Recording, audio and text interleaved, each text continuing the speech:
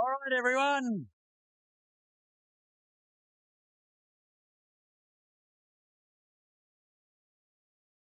Good to see you all and glad to hear that you're all in good voice.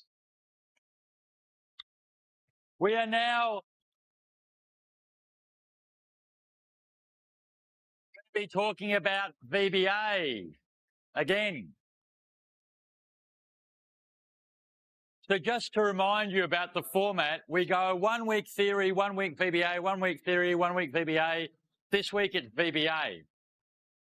And we're going to cover and really focus on a topic that you should have already begun to look at in Tute. So I'm going to reinforce what you've looked at, and then we're going to look at flux poles relating directly to your homework. So a lot of today's lecture is going to be focused on what you're going to have to do for homework, and a lot of that is focused on for loops, okay?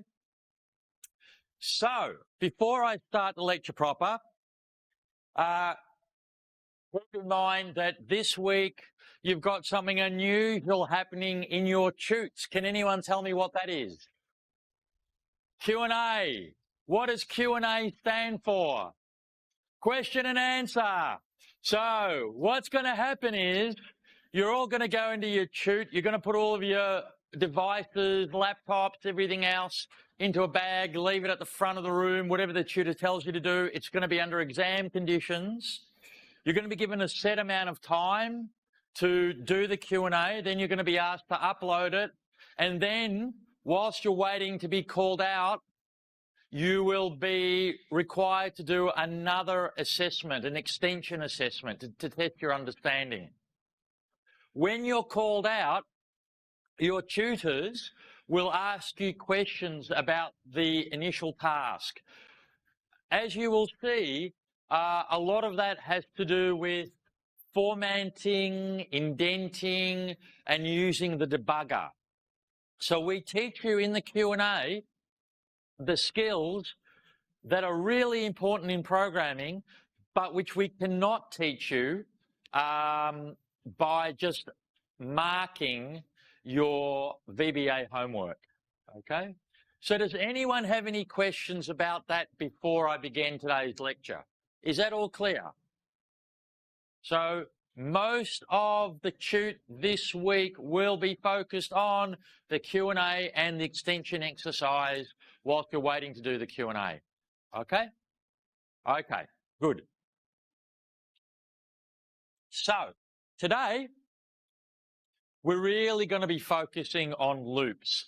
Range.cells you've already seen, so I'm not going to spend a lot of time on that today. But you're really going to be focused on loops today, both for loops and nested loops. So what I want you to do, and once again, it's worth reiterating, I want you to download the Flux spreadsheet. The one that you see won't look like this because this one has got the answers already in it. Yours won't. Okay, so I want you to download this spreadsheet. And obviously, if you haven't enrolled into Flux yet, do so now. Do so now. You won't see the poll yet, but in about 20 or 30 minutes you will.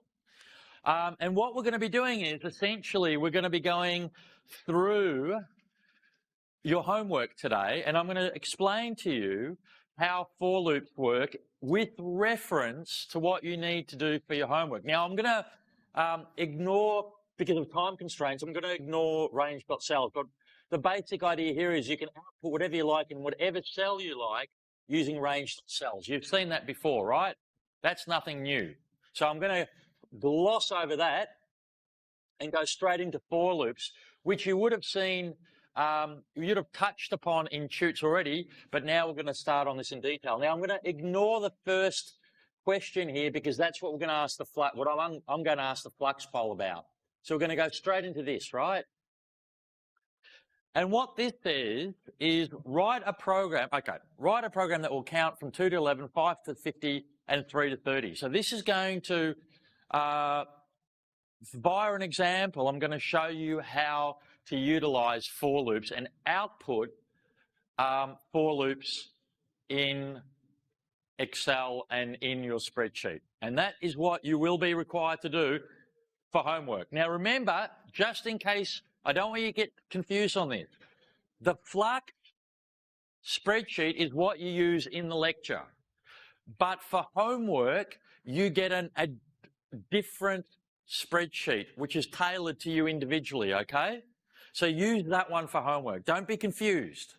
All right. So that's the goal. Then we're going to look at for loops 2 here. There. And then we're going to be looking at, I won't look at for loops 3, but I'll look at nested for loops up here as well, which is your next Flux question. So that's the plan for today. Before I go into these details, I've got a question for you. What's a loop? Can anyone tell me what a loop is when we're programming? What's a loop?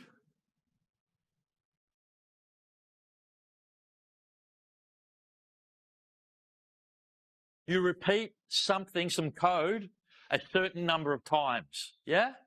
Yeah? That's right. When we're talking about for loops, which we're going to be focused on in today's lecture, what we tell the computer is a loop is in English is a circle, yeah? A loop. It's a circle. So a for loop says keep circling around. Keep going round and round and round in circles. Yeah? That's why we call it a loop. However, we don't want to go round and round in circles indefinitely. Excuse the pun, it'll drive us loopy.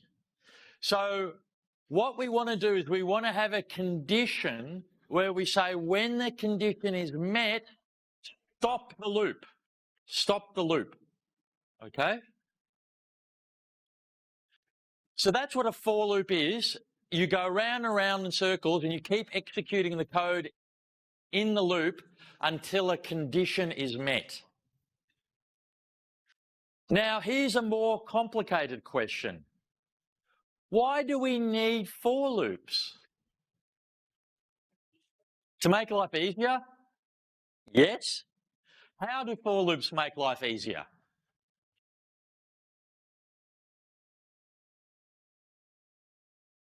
Well, for instance, there are many ways in which for loops can make life easier. One way is that you don't need to store variables one by one. But in general, you use loops and for loops where you want to repeat a piece of code over and over again, typically with a very small variation, with some small variation. So rather than rewrite the code and then rewrite the code and then rewrite the code, let's say you have to do the code 1,000 times, rewrite it 1,000 times, you don't do that. What you do is you construct the code in a general way and you put it in a for loop and you just say, keep going around, keep going around, keep going around, and execute that code with a slight change, and it stops you from repeating that code 10, 50, 100, 1,000 times. Okay? So it's a way of making life easier in that sense. So enough about generalities. Let's go, because some of us like to learn from the general perspective and some of us like to learn from the specific example perspective. I like to learn from specific examples. I think most people do. So what I'm going to do now is rather than talk about theory, I'm going to go straight into your homework, okay? And we're going to talk about how you solve some of the problems in the homework using for loops and how we can change those for loops ever so slightly to get different results. And this is a number of advantages. One of the advantages is you start your homework now. Fantastic. Another advantage is that you get to see, instead of me talking about theory, we get straight into real examples. Okay? And most people learn best from real examples. And then we'll vary those examples a little bit and you'll get to see how for loops can be used and why they're so useful. Before I start that though, I do want to differentiate, I do want to explain to you that a for loop says Repeat things a set number of times. So when you use the for loop, you know how many times you want to repeat it. So you want to repeat this piece of code 20 times, and you know that beforehand. There are other kinds of loops. There's a loop called a while loop. And a while loop says, keep doing this code, keep looping, going round and round while a condition is met. I don't know how many times you'll have to do that. But I just want you to keep going around and around, keep executing that code round and round and round and round until that condition is met. And there is something in that code which will change the condition until eventually it's met. Okay? That's a while loop. Now, we're not going to focus on while loops today. You can implement them in VBA. We're going to focus on for loops today. And as I've said, with for loops, before you enter into the loop, you know how many times you want to execute that loop. I want to do this 10 times. I want to do it 20 times. Okay? So you should be aware of that. Does anyone have any questions before I start looking at the real code?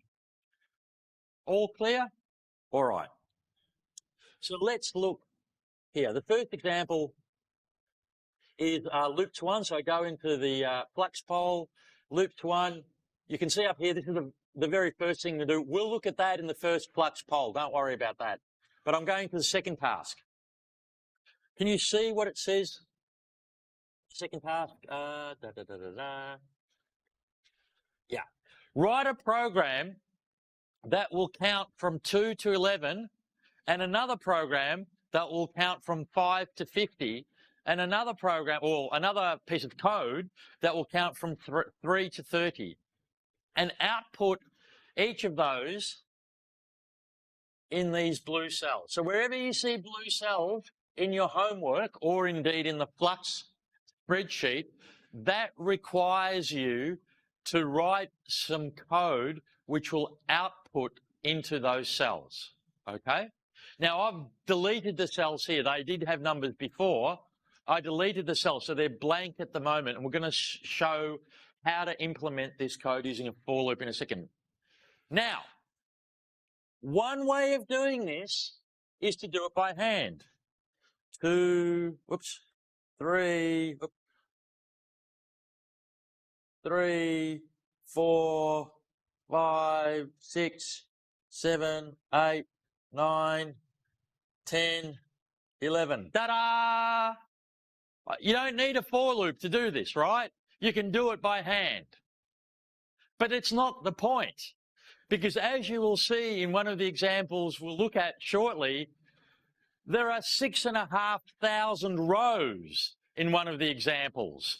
You don't want to calculate the average for 6,500 rows. Trust me, that's hard work. So these are just illustrations for you to understand how the loop works. Of course, with these little examples, you can do them by hand. But I want you to understand that in general, you'll use these for loops in ways that you can't do what's in between, execute the code by hand. So I'm just trying to explain to you how these things work, all right? Using small examples initially. So let me get rid of that again. Let's go to the first thing. The first thing I need to do in the column A, in A21, I want to output the number 2. And in A22, I want to output the number 3. And in A23, I want to output the number, A23, 3, and A24, 4, and so on and so forth. Okay? How do I do it using a for loop? Well, let's look. Here's our first bit of for loop code. You can see I've already stopped it here. This is that first bit of code. Okay? Oh, actually, we want to go down to, we can go by 5. So as you can see, one of the things, we'll start with the topmost code. So one of the things is then go from 5 to 50. So 5, 10, 15, and so on. We'll start with that one, just because that's the first bit of code. So that's that first bit of code there. And what you can see in what I've just highlighted in the blue is equals 1 to whatever, blah, blah, blah, next I. The giveaway is the for there and the next there. That's the for loop. All of the code in between the for and the next will get executed every time it loops. So the blue part gets executed over and over again. The for and the next just tells the computer it's a loop in between there, okay? So that's the first thing to note. The next thing to note is that I have this variable I, okay? It's an integer variable. And I can start that variable equaling to whatever I want initially. And in this particular example, because that's what the question asks, it says start counting at 5.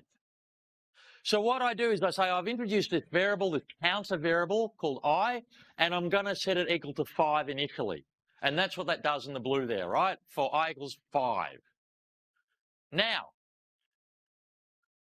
then I say I want you to keep going round and round in a loop until I is equal to 50. So start at 5 and end up at 50, yeah? Now, if I don't, by default, it will do that in increments of 1. So by default, if I don't put the next step 5 in, but instead I just had nothing there, if I didn't have this command, or this part of code here, if I did not, then it defaults to step 1. What does that mean? Well, it would go 5, 6, 7, 8, 9, 10, and it would increment I by 1. By 1. And every time it would increment I, it would execute that. However, I'm not going by step 1. I'm not going by the default. I'm incrementing I in steps of 5. So how is going to I change? Initially, I is 5, right? Then what is I equal to? 10. Then 15. Then 20. Then 25. Up until what? Up until 50. Up until 50. So this code here essentially says initiate I equal to 5, set it equal to 5, and then count by 5s until you reach 50. 5, 10, 15, 20, 25, 30, 35, 40, 45, 50. Okay? That's what that code there says. Now, why do we do that? Well, it's because that's what the question asks. It says from 5 to 50. And we're going to step it up in sets of 5, just like here. 5, 10, 15, 20, 25, 30. Okay? So then the next, now that we've worked out what the for loop does, and it'll start there and it'll loop to the next, it'll execute the code in the middle, in the blue. Well, what does that code do?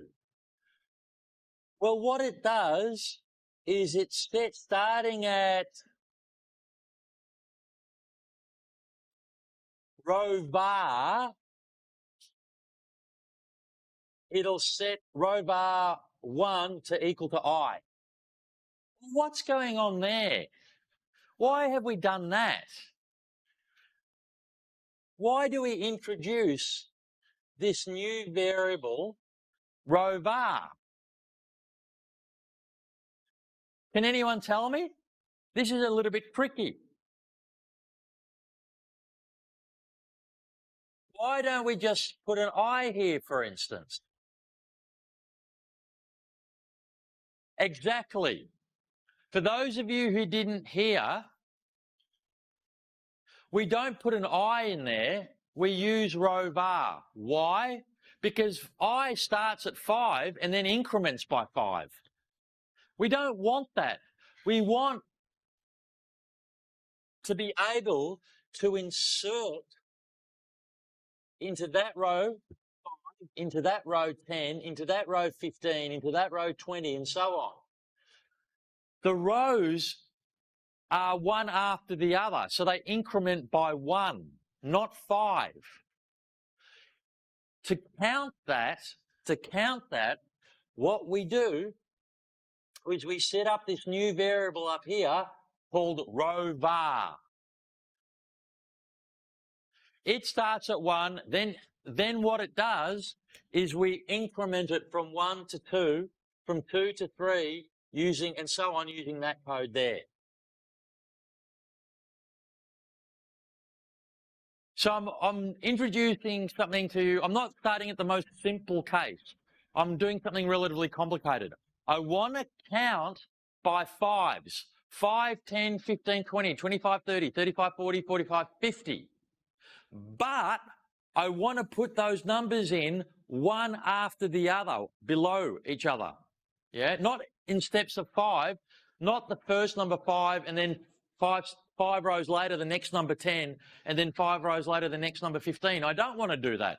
What I want to do is I want to put 5, 10, 15, 20, 25, 30, one row after the other, which means I've got to increment one row at a time, which is why I set up this second variable row var.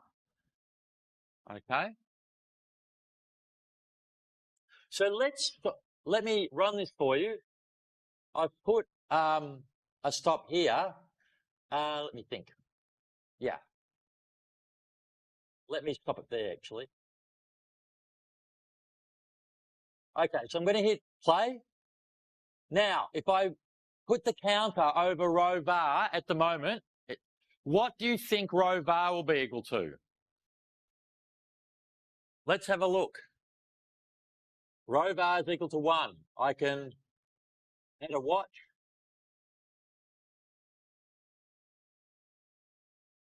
And you can see row var is equal to 1. If I put the counter over I, what do you think I will be equal to? Some people are saying 5. Are they right? Let's have a look. Debug, add watch, I. Yes, 5. Now, if I toggle into the spreadsheet, will I see the number input into the right cell yet? Yes or no? Anyone else got an opinion? Will I see the number 5 where I need to see it yet? Yes or no? A lot of you are quiet, which I guess means you don't know. So let's have a look. Here's the spreadsheet. No, there's no number there yet. Not there yet. Why not? Because I haven't actually executed that line of code yet. I've stopped before the execution of that line of code. If I step, okay, if I step and execute now, where are you? Step over. There it is. There's the line of code. And now, you can see the number 5 there. Now that line has executed. Now it's executed. Now, what I'm going to do again is I'm going to step, and you're going to see the line go into, you're going to see it go into next I, and you can see it happened very quickly, of course. Row var went from 1 to 2. You can see it on the watch there. Well, maybe you can see it on the watch there. It's now 2. Yeah? Now, if I step again, where is that line going to end up? Step again, where's the yellow line going to end up? It's going to end up at after the 4. This is just a check. So it goes after the 4. Now, when I execute this line of command, what number will be output and where will it be output? What number and where? Well, some of you are saying 10. You can see I is now equal to 10, right? I is equal to 10. So that's the number that's going to be output, because we're saying output the number I. And we can see in the watch that I is equal to 10. But the question I've got now for you is, where will the number 10 appear? Where will it appear? And with reference to the code, why will it appear there? It will appear in which cell? Cell 21 below B21, right? How do we know that? Well, anchor is cell B21, but now it won't appear in 1, like the 5 did. It will appear in row var is equal to 2, so it'll appear in the anchor B21 dot cell 2,1. 2,1, it's rows then columns, so it'll still appear in column 1, but now the second row. So the number 10, which is I, will now appear in the second row. Is it there yet? No, it's not there yet. But the question is, will it be there when I execute the next line of code? Let's find out. There, it's executed now. Let's toggle back into the sheet, and there it is, 10. Yeah? So we're going to go through that a little bit more quickly now. I'm just going to hit the play and play again and play again and play again and play again and play again. Let me actually toggle that one and toggle that one off and hit play. So all of this is going to execute in a split second. At the moment, we've done this a few times. We've done it up to 35, counting by 5s. When I hit the play now, the yellow line, the line of execution, is going to end up at the toggle point here. And all of this loop is going to be completed all the way up to 50. So I hit play, it stopped there. I move into this, and look, it's all been populated now. So that's your first example of a for loop, and it is a rather complicated one because we're not stepping by 1, we're stepping by 5s, but we want to insert each increment of 5, one below the other one, which is why we utilize the row var variable, which only increments in steps of 1. We have row var, we add 1, we go from 1 to 2. We have row var, we add 1, it goes from 2 to 3. And that lets us increment in the correct row going down. Make sense? Does anyone have any questions or any clarifications? Make sense? Okay. We can do this again where we can start off with cell A20 and we increment in steps of 1, starting with I is equal to 2. So starting off with A20, so here, we're going to go 2, 3, 4, 5, 6, 7, 8, 9, 10, 11 down to here, right? So let me put a breakpoint. I hit play. It stops at the breakpoint. It's executed that loop really, really quickly, over and over again, 10 times. And lo and behold, there you have it, 2 to 11. And likewise, starting at 3, going up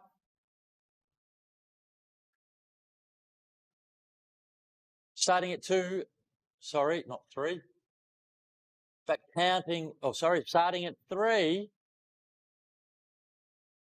but counting up by steps of 3. And here what we're doing is we're using I not as the counter as we'll use as the number to output, but now as the row variable. So this is another way. Can everyone see this difference? Yeah? So counter is what's output. It's the number that we output. I is the row increment. Yeah? So we'll start at 2 in cell 2, 1 and increment and go through it all, and I'll hit play and it's done. And here it is, 3, 6, 9, 12, 18, steps of 3.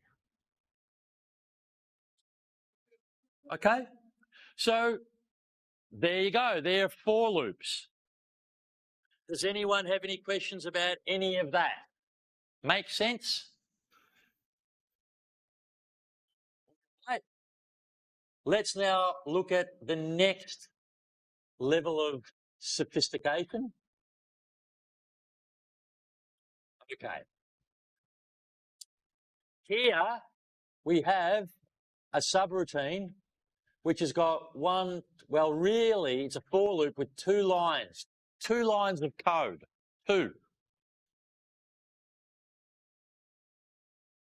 What we can do with just 2 lines of code, which is what we're required to do here, is we're required to take that return and output it there. But here's the thing. There are 6,499 returns like that. To do it by hand would be really laborious, right? You could do it using Excel, copy it, but let's say you couldn't. To do it by hand would be really laborious. So, in 2 lines of code, and let me just delete that, we can populate that entire thing. Toggle the breakpoint there.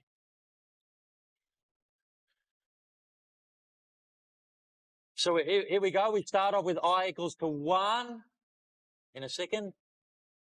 I equals to 1. Return of 1. So we're storing it in an array.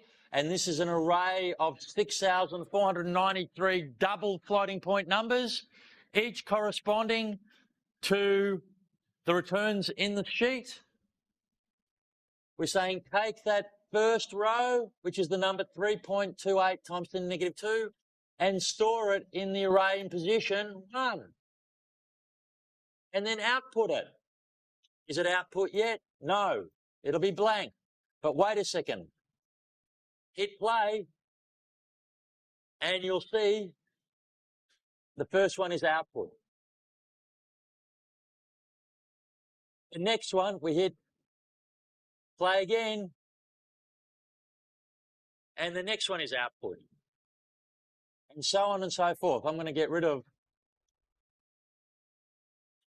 the toggle and just hit play, and you can see all of them are now output in 2 lines of code. And what's more, I've stored each of those returns in an array, rets. And then I could do all sorts of things with that. I could, for instance, find the average. How? I'd take each of those returns, sum them, and then divide by their number. And I'd have the average. And that could be done in 1 or 2 more lines of code. So you can start to see how a for loop is really useful when you program. All right.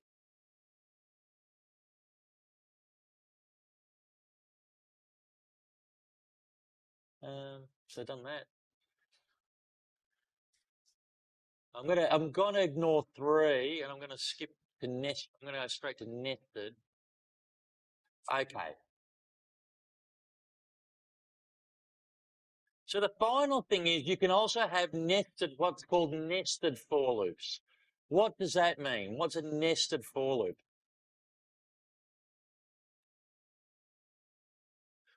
Here's an example of a nested for loop. There's actually only one line of executable code here, which is the line I've just breakpointed in red. But what you can see is I've got one for loop inside the other for loop. Yeah? That's called nested. Nested. N-E-S-T-E-D. Nested. Where you put one inside the other one. Why would you do that? Well, for lots of different reasons. Here, in the first example, what we're required to do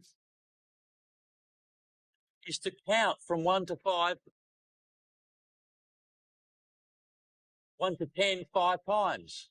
Starting with 1, 1, 2, 3, 4, 5, then 2, 2, 2, 5 times, 3, 5 times, all the way up to 10, 5 times, and output it all.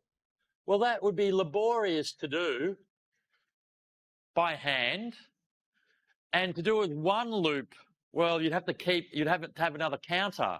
But it's really easy to do with two loops, with a nested for loop. What you have is you have the inner loop, which goes 1 and then repeats 5 times, 2 and repeats 5 times, 3 and repeats 5 times. That's effectively what we do. We output I, 1, 2, 3, 4, 5, 6, 7, 8, 10, 8 creation. I can sell G6. Yeah. So I'll get rid of that.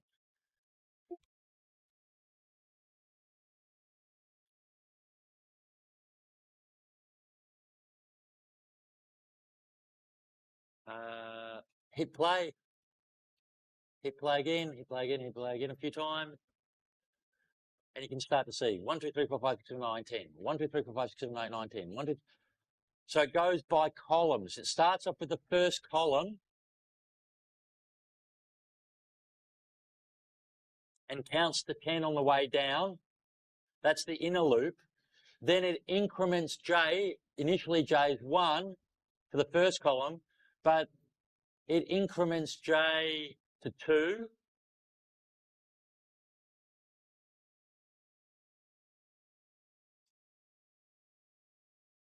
So J should be still 1. Yeah, I hit play again. Now J's 2. That's the second column, and you'll see that the second column has been output. I hit play again. It stops there. Now J's 3.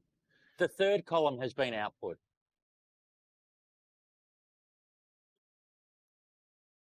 What's going on? Well, what's going on is as J is equal to 3, I is incrementing 1, 2, 3, 4, 5, 6, 7, 8, and 10.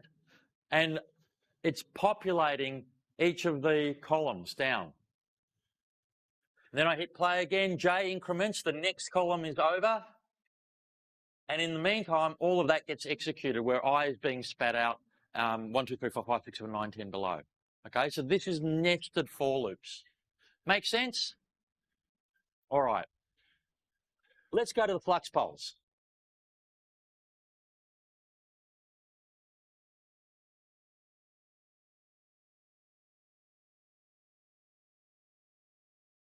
So this is the information. Log into Flux. You should all be familiar with it now. And I'm going to show you the first flux pole.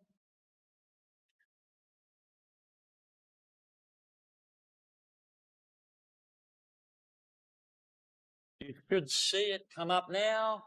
And this is the question. Now this goes back to the first for loop up here. Write a program that will count from 1 to 10 and output each value into the blue cells below. 1 to 10 there. Then you've got to go across and later you go down. But we're just focusing on the down now, okay? So if I go to the flux poles, it says you're required to count starting at 7 down to 77, okay? And insert the results in A35 to A45. This is the code that is meant to do it. But there is a deliberate error in this code. I want you to spend a couple of minutes, 2 or 3 minutes, on your own, trying to work out what the code is. If you go to Flux, you can see what your options are. So let me quickly go to Flux. And you can see what your options. Yeah. Okay. Step 7 could not be there, blah, blah, blah, blah, blah, blah, blah. Okay. Can you guys, you can't see it? Hold on. Oh, present. Sorry. Okay. I'll go back to this. And now you should be able to see the options that you have.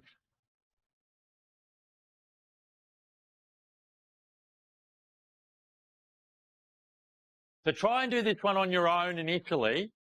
Don't worry, you'll get a second opportunity to do it again and talk to the people around you. But try initially to do it on your own. Remember, if you get it right the first time, or if you get it right the second time, you get full marks.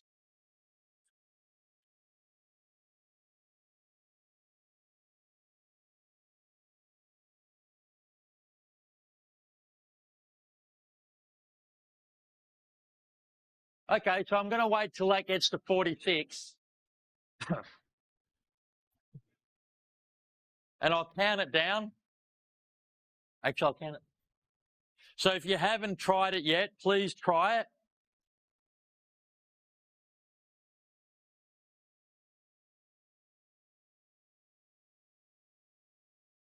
10, 9, 8, 7, 6, 5, 4, 3, 2, 1, and let's have a look.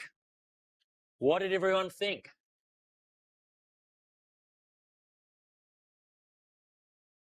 9% thought it was C. 3% and 6% thought it was D. Have a chat to the people next to you, and I'll start up the next one.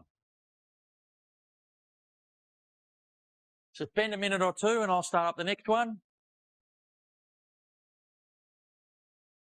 Everyone see that? Yeah, you can see it. So spend a couple of minutes. Are the people right who thought it was C? Are they wrong?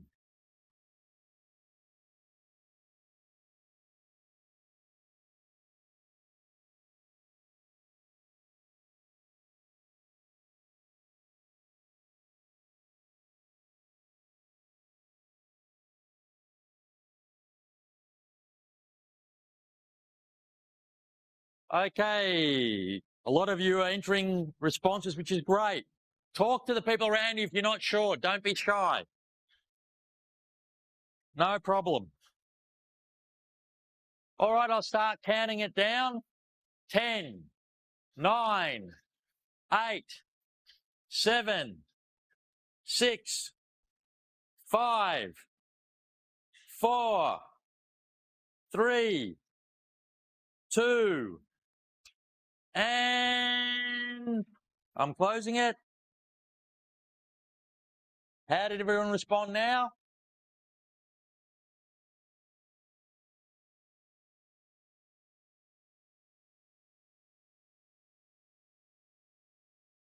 Everyone thinks it's C.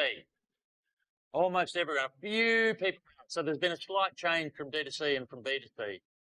So, are you all right or are you all wrong? That's what the question is. You've done that. The code is wrong because it will incorrectly insert into rows 7, 14, 21, 77, not correctly into rows 1, 2, 3, 4, 5, 6, 7, 8, 9, 10. That's the mistake. In order to fix it, you've got to do what C said, that. So you're all right. Well done. Now, next question. VBA2, more loops. Here, you've got to find the average to write a subroutine, which is in blue, for each day. So you can see that over here, you've got, for each day, you've got 3 returns. What you've got to do is you've got to find the average of those returns and output them into the blue cell, and the average of the next day's returns and output them into the blue cell, and so on. But from G11 all the way down to G6493, okay? Here's the code and the questions, as you will see in a second when I make the code available. You can start to see now the different, what's wrong with the code. First, so try this on your own. What's wrong with the code? A, B, C, or D? So that's the code. Now, you should be able to see those options in Flux. So look at the code and then look at the options and try and work out which one is the correct option. And I'll give you like a few seconds, maybe a minute.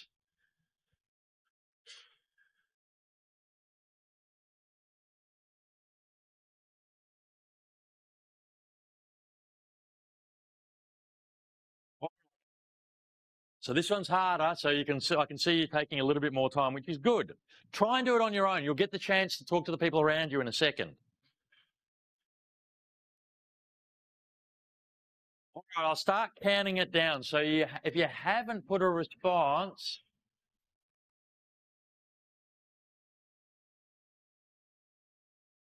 think about putting one. Remember, if you get it right the first time or the second time, you get full marks.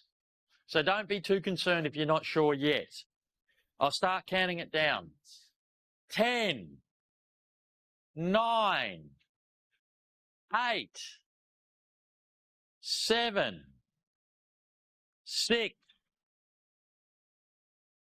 5, 4, 3, 2, 1. And I am closing the poll now. Oh, this is really interesting. Look at this, guys. Look at this one.